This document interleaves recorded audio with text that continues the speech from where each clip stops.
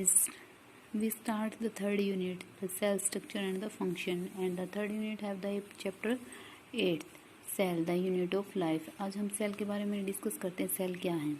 तो हम अपने चार और लिविंग और नॉन लिविंग दोनों टाइप्स की थिंग्स देखते हैं, भाई कोई लिविंग है या कोई नॉन लिविंग है। तो ये वंडरफुल आस्किंग है कि आप अपने आप में देखते हो कि लिविंग ऑर्गेनिज्म क्या है। लिविंग ऑर्गेनिज्म को आप आइडेंटिफाई कैसे करेंगे, इनिमेट कैसे कर सकते हैं कि लिविंग ऑर्गेनिज्म ही है। तो आंसर क्या है, उसकी बेसिक यूनिट ऑफ लाइफ। किसी भी लिविंग ऑर्गेनिज्म की बेसिक यूनिट ऑफ लाइफ क्या होगी, सेल होगी। ठीक है, तो सेल क्या है, basic unit of life of living organism. जो सभी ऑर्गेनिज्म हैं वो क्या होते हैं, सेल्स के द्वारा कंपोज होते हैं। मतलब हर एक और लिविंग ऑर्गेनिज्म की कंपोजिशन सेल्स के थ्रू होगी। जो ऑर्गेनिज्म एक सिंगल सेल से बने होते हैं हाँ उसे हम यूनिसेलुलर करेंगे। इसके अपोजिट में जो ऑर्गेनिज्म मल्टीपल या मैनी नंबर ऑफ सेल से बने होते हैं उसे हम क्या कहेंगे, मल्टी सेलुलर ऑर्गेनिजम्स। ये आपका इंट्रोडक्शन था। अब देखते हैं what is the cell. Cell क्या है। जो यूनिसेलुलर ऑर्गेनिज्म होते हैं उनके अंदर एक कैपेबिलिटी होती है, उनमें एक एबिलिटी होती है कि वो इंडिपेंडेंटली एग्जिस्ट कर जाते हैं, अकेले अच्छे से रह सकते हैं और वे अपनी लाइफ की जो इसेंशियल फंक्शन वो अच्छे से परफॉर्म भी करते हैं। सिंगल सेल होने के बाद भी वो अपने फंक्शन को अच्छे से परफॉर्म करते हैं। इसके अलावा क्या है, वो अपने एक डेफिनेट स्ट्रक्चर भी रखते हैं अपनी सेल्स की। वे किसी भी इंडिपेंडेंटली लिविंग ऑर्गेनिज्म पे डिपेंड नहीं करते। जो सेल्स होती है इसके हिसाब से क्या है, एक सिंगल सेल के थ्रू जो एक ऑर्गेनिज्म अच्छे से सर्वाइव कर रहा है तो क्या है, सेल एक स्ट्रक्चर और functional unit of the living organism. मतलब कि सेल क्या हुई, एक स्ट्रक्चर और functional unit of living organism. किसी भी लिविंग ऑर्गेनिज्म की फंडामेंटल स्ट्रक्चर है और फंक्शनल स्ट्रक्चर है। मतलब उसकी शेप वगैरह प्रोवाइड करती है उसकी बॉडी को और उसके फंक्शन परफॉर्म करती हैं। तो एंटोन लीवन हुक है एक साइंटिस्ट जिसने फर्स्ट टाइम लाइव सेल देखी थी। रॉबर्ट ब्राउन ने न्यूक्लियस के बारे में डिस्कस किया था। माइक्रोस्कोप का इन्वेंशन होने के बाद इलेक्ट्रॉन माइक्रोस्कोप के रिवील्ड हमने स्ट्रक्चर ऑफ सेल की जो स्ट्रक्चर है उसकी डिटेल के बारे में डिस्कस किया था। मतलब माइक्रोस्कोप के अंदर हम सेल को देखकर उसकी स्ट्रक्चर के बारे में डिस्कस कर लिया। नेक्स्ट है सेल थ्योरी। इन 1838 में मैथिस स्वेडन थे एक जर्मन बॉटनिस्ट जिसने क्या एग्जामिन किया, large number of plant cell हैं। ये प्लांट सेल अलग अलग टाइप्स की सेल से बनके एक प्लांट टिश्यू की फॉर्मेशन करती हैं। उसी टाइम पे ही थियोडोर स्वेचमैन है एक ब्रिटिश जूलॉजिस्ट हैं जिसने अलग अलग एनिमल्स की अलग अलग सेल्स के बारे में रिपोर्ट किया था और उन्होंने बताया था सेल्स के बाहर एक आउटर लेयर है जिसे हम क्या कहेंगे, प्लाज्मा मेम्ब्रेन कहेंगे। ठीक है, उसने कंक्लूड निकाला था कि प्लाज्मा टिश्यू होते हैं वो क्या होते हैं, सेल वॉल की फॉर्मेशन की। मतलब प्लाज्मा मेम्ब्रेन तो एक यूनिक कैरेक्टर शो करेगा कि इसमें सेल वॉल भी है, इसमें जो प्लाज्मा सेल्स प्रेजेंट होते हैं।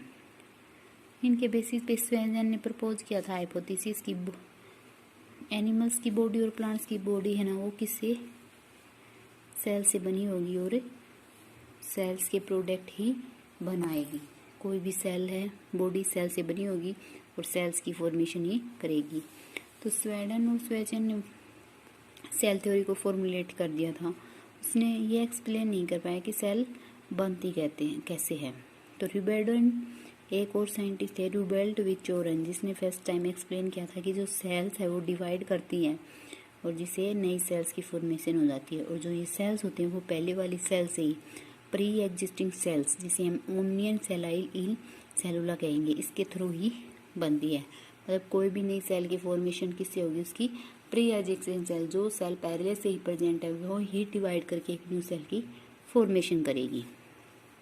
ठीक है, उसके बाद में क्या है, इस हाइपोथेसिस को स्वेडन स्वेचन ने मॉडिफाई करके सेल थ्योरी की फाइनल शेप दे दी। क्या कि भाई सभी ऑर्गेनिजम्स सेल्स के द्वारा बनेंगे और सेल्स को ही प्रोड्यूस करेंगी और हर एक सेल अराइज क्या होगी, प्री एग्जिस्टिंग सेल पहले ही वाली सेल से ही अराइज होगी। ये दो कंसेप्ट दिए थे स्वेचन और स्वेडन ने सेल थ्योरी के अकॉर्डिंग। मतलब सेल थ्योरी में यही दो बात बताई दी गई थी कि भाई सेल है वो पहले से बनी हुई सेल से ही प्रोड्यूस होगी। और जो हर एक लिविंग ऑर्गेनिज्म सेल से दोबारा बना होता है और ये सेल से नई सेल्स की प्रोडक्शन ही करती हैं। उसके बाद में है ओवरव्यू ऑफ सेल्स का ओवरव्यू क्या है कि भाई ओनियन पिल ले ली थी जिसमें ह्यूमन सेल को हमने माइक्रोस्कोप के अंडर करके विजुअलाइज किया था, ऑब्जर्व किया था। इसमें सेल की स्ट्रक्चर रिकलेक्ट की थी। इसमें क्या था, ये जो प्लांट सेल है उसमें एक डिस्टिंक्ट सेल वॉल होती है जो उसकी आउटर बाउंड्री होती है, जो सेल मेम्ब्रेन के साथ साथ आउटर बाउंड्री प्रोवाइड करती है। जो सेल्स होती है ह्यूमन की, उसमें जो आउटर मेम्ब्रेन होती है वो स्ट्रक्चर सेल के स्ट्रक्चर को डिलिमिटेड कर देती है, एक लिमिट प्रोवाइड कर देती है। और हर एक सेल में एक डेंस मेम्ब्रेन होती, बाउंड स्ट्रक्चर होती है जिसे हम क्या कहेंगे, न्यूक्लियस। ये न्यूक्लियस में क्या होते हैं, क्रोमोसोम्स होते हैं। इन क्रोमोसोम्स में एक जेनेटिक मटेरियल डीएनए प्रेजेंट होता है। जो सेल्स होती है मेम्ब्रेन बाउंड होती है जिसमें न्यूक्लियस प्रेजेंट है वो उन्हें यूकैरियोटिक सेल्स कहेंगे, जिसके अंदर ये लेक ऑफ मेम्ब्रेन बाउंड होती है न्यूक्लियस।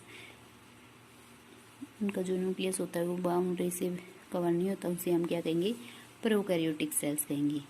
जो प्रोकैरियोटिक और यूकैरियोटिक दोनों सेल क्या होती है, सेमी फ्लूइडिक होती है, मतलब साइटोप्लाज्म होता है। कुछ सेल्स का वॉल्यूम होता है साइटोप्लाज्म की। जो साइटोप्लाज्म है वो मेन एरिया होता है जिसमें सेलुलर एक्टिविटी होती है प्लांट और एनिमल्स दोनों सेल्स में। तो ये केमिकल रिएक्शन शो करती है जिससे एक लिविंग स्टेट सेल की शो होती है।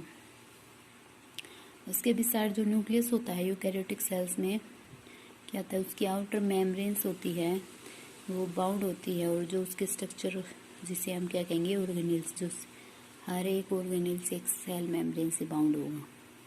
जो एंडोप्लाज्मिक रेटिकुलम है, Golgi complex, lysosome, mitochondria, microbodies, ये सब इंक्लूड होंगे इसके अंदर वोक्यूल्स। प्रोकैरियोटिक सेल्स में क्या होगी, मेम्ब्रेन बाउंड ऑर्गेनेल्स नहीं होता, मतलब ऑर्गेनेल्स होंगे वो मेम्ब्रेन बाउंड नहीं होंगे।